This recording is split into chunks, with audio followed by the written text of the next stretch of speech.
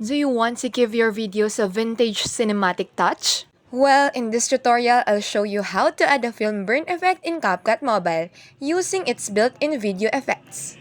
Let's now get started. Step 1 is to open CapCut Mobile and tap New Project. Select the video you want to edit, then tap Add to import it in the timeline. From the bottom toolbar, tap Effects, then select Video Effects.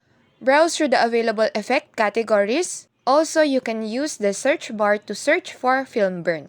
Tap the film burn to preview it. You will notice warm flashes of light and subtle burn-like texture that recreates the look of classic film photography.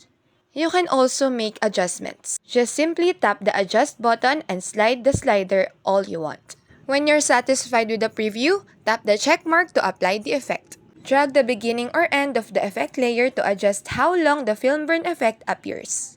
And you're done.